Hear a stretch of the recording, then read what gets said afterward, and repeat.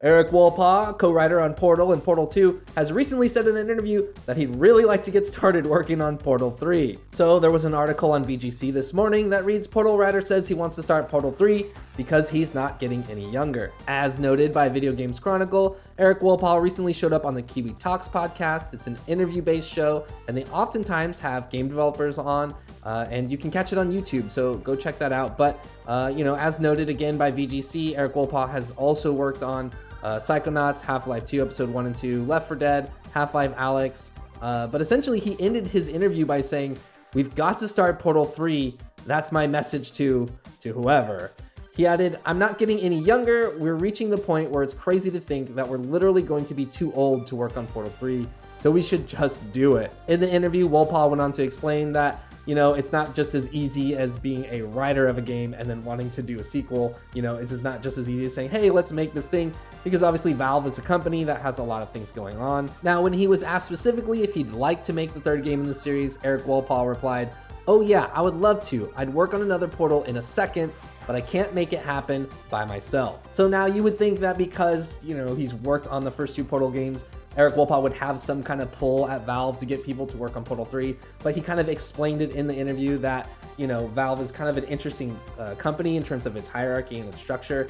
It has a lot of employees, but they're all kind of working on stuff already or working on things they're excited about. So in order to make Portal 3, he'd kind of have to get a lot of people interested in making Portal 3, and they'd have to give up whatever projects that they're currently working on. He explained, "Oh, I could advocate for it. It might help a little bit, but the problem is Valve has 300 employees and I don't know exactly the breakdown.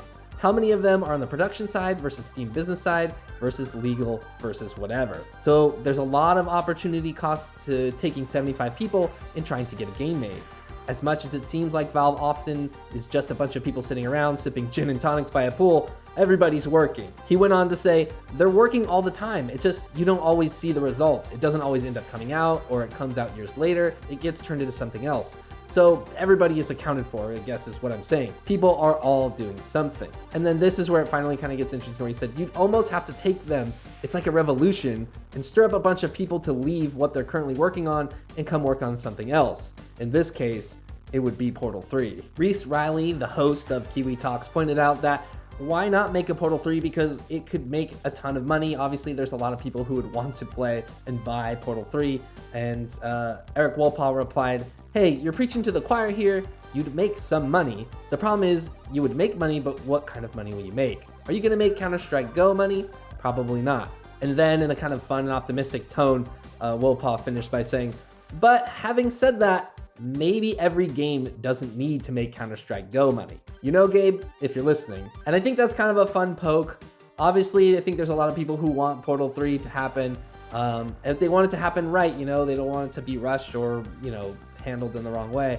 And from everything I've heard about how Valve operates as a company, there's a lot of people who are allowed to kind of just decide what they want to work on, and they form their own teams internally to work on those projects. So if you don't have enough people to put together Portal 3, right, you don't have a whole development team to kind of like take it through each of its steps, it could be really, really hard to kind of complete a game. Maybe you got enough people to do the pre-production, but you don't have someone interested enough to handle things from there. Valve could always just contract it out, but I don't know if that's what anybody would want. Obviously, if you have the writer from Portal 1 and 2 or a co-writer from Portal 1 and 2, and you want to make Portal 3, it seemed pretty imperative to kind of get them on board. And I think it's hard for fans who really want a Portal 3 to happen to see people who worked on the previous games to say like, hey, we want to make this, or I want to make this, and then having trouble kind of getting the support from the studio that made those original games to actually commit to that. It's a big undertaking, right? Even for Valve, who has tons and tons of money, there's probably a lot of considerations for them, or,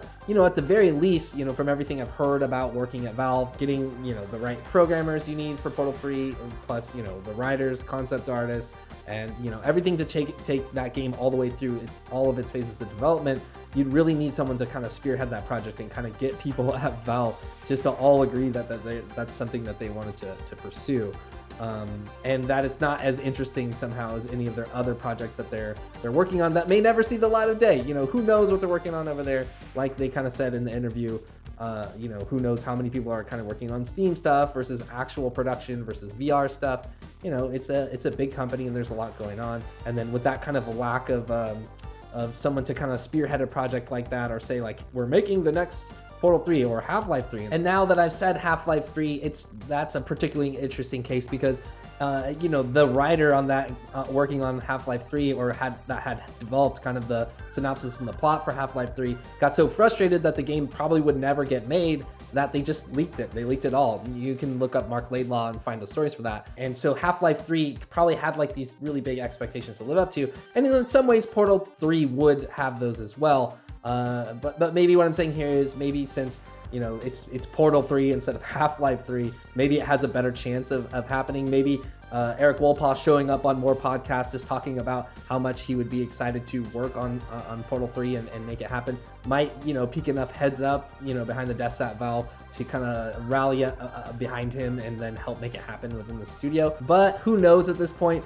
A Portal 3 could be just as inconceivable as a Half-Life 3. Valve, in terms of the games that they're working on, it's just like a big mysterious box. Who knew that they were working on a handheld like even a year or 2 years ago? I don't think I would have believed you if you told me, or maybe I would have been like, that thing's never gonna come out. Which reminds me, I got a Steam Deck. If you have questions about it and you feel like, you know, that something that hasn't been covered extensively by other sites or channels or something, feel free to ask me questions in the comment and I'll try to answer them for you. Anyways, let me know if you really want Portal 3 to happen. And if you want more video game news and updates, be sure to keep checking out Inside Gaming.